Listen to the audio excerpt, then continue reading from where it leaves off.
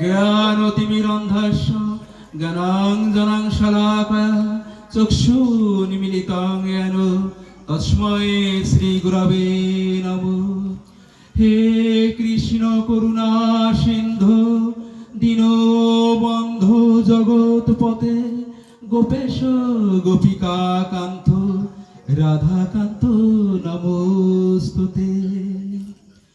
কলিযুগ পবন অবতার কলির পুরুষোত্তম পরম প্রেম ঘন শ্রী বিগ্রহ শ্রী শ্রী গৌরী নিতায়ের মহা অনুকম্পায় রাধা মাধবের হিতকর শ্রী শ্রী রাধা কৃষ্ণের অষ্টকালীন লীলা স্মরণ শ্রী শ্রী তারক ব্রহ্ম মহানাম সংকীর্তন গোবিন্দ মহাশয়ের বাসগৃহে আটভাটি হাতাল বুনিয়া বুটেকাটা খুলনা আজকের এই শুভ গন্ধা দিবসে অমৃতক্ষণে অস্মদীয় শ্রী শ্রী গুরুপাদ চরণে ভূরঠিত চন্ড দণ্ডবাদ প্রণতি জ্ঞাপন পূর্বক সমাগত গৌর অনুরাগী ভক্ত চরণে ভগবৎ চরণে সমাহিত চিত্ত নির্মল বিশুদ্ধ ভজনানন্দী অমীয় ভক্তগণ ও পরম কল্যাণীয়া মাতৃভক্ত মণ্ডলী সর্বচরণে আমি ষষ্ঠাঙ্গ দণ্ডবাদ প্রণতি জ্ঞাপন করছি। সঞ্চালক মহাশয় যে কথাটি বলেছেন, আজকে এখানে শুভ গন্ধ দিবস। আমি এই গন্ধ দিবস সম্বন্ধে দুটি কথা স্পর্শ করে ভাগবতের একটি চরণ আমি আপনাদের সম্মুখে নিবেদন করে আমি আমার আলোচনা বিশ্রামে রাখবো, কারণ রাত ধীরে ধীরে অনেক হয়েছে। পরম বৈষ্ণব আপনারা যারা আছেন আপনাদের হৃদয়ে আমার প্রাণ গোবিন্দ অবস্থান করছেন, তাই কৃপা করে আপনারা একটু আশীর্বাদ করবেন যেন আপনাদের আশীর্বাদে আমার মতন অধম দুই একটি হরিকথা কৃষ্ণ কথা আপনাদের হৃদয়ে পৌঁছে দিতে পারে।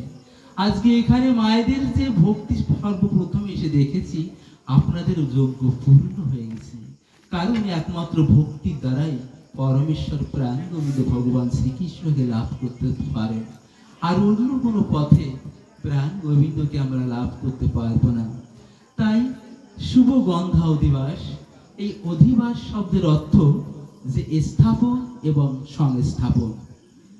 অধিবাস, অধি অর্থাৎ অগ্রে, ধি অর্থাৎ জ্ঞান বা প্রজ্ঞা, বাস অর্থাৎ বসবাস করা। তাহলে কার সত্ত্বে আমাদের বসবাস, কার সম্মুখে আমাদের বসবাস, কাকে সংস্থাপন করতে হবে, কাকে স্থাপন করতে হবে। এখানে আজকের এই শুভ গন্ধা দিবসে এখানে রাধা মাধবকে নিতাই গৌরকে আহ্বান জানানো হয়েছে। এখানে হে নিতাই, হে গৌর, তোমরা যদি না আসো তবে আমাদের এই যজ্ঞ পূর্ণ হবে না, আমাদের এই যজ্ঞ সম্পূর্ণ হবে না, আমাদের এই যজ্ঞ অনুষ্ঠিত হবে না। তাই আজকের এই শুভ গন্ধা দিবসে আমাদের সেই নিতাই গৌরকে এখানে আহ্বান জানানো হয়েছে। এখানে স্থাপন করা হয়েছে, সংস্থাপন করা হয়েছে। স্থাপন করা হয়েছে কাকে? পঞ্চতত্ত্ব আত্মকাম, ভক্ত স্বরূপকম, ভক্ত অবতরম, ভক্তক্ষম নবমী, ভক্ত শক্তিকম। এই পঞ্চতত্ত্বকে আমরা এখানে স্থাপন করব, রাধা মাধবকে স্থাপন করব। তবে ঘর করলে যেমন অলিন্দ করতে হয়, অর্থাৎ মা অলিন্দ মানে বারান্দা, ঘর যেমন বারান্দা ছাড়া ঘর হয় না, তদ্রূপ এই রাধা মাধবকে আমরা যতই আহ্বান করি না কেন, নিতাই গৌরকে আমরা যদি আহ্বান করি না কেন, যদি সেই গৌর অনুরাগী, গৌর বলতে নিতাই বলতে যে সকল ভক্তদের চোখে জল এসে যায়, কৃষ্ণ বলতে হরি কথা শুনতে, হরি বলতে কৃষ্ণ বলতে তাদের হৃদয়ে আকুলিত হয়, দু চোখে ভক্তির অশ্রু শিখতে হয়, ইহন পরম ভক্তকে আহ্বান না করলে কিন্তু সেই অধিবাস সম্পূর্ণ হবে না। তাই আপনারা এসেছেন, মহাপ্রভু নেচেছেন, আর এখানে অধিবাস সম্পূর্ণ হয়েছে। তাহলে দেখেন যে আমরা এই অধিবাসে কাকে স্থাপন করছি,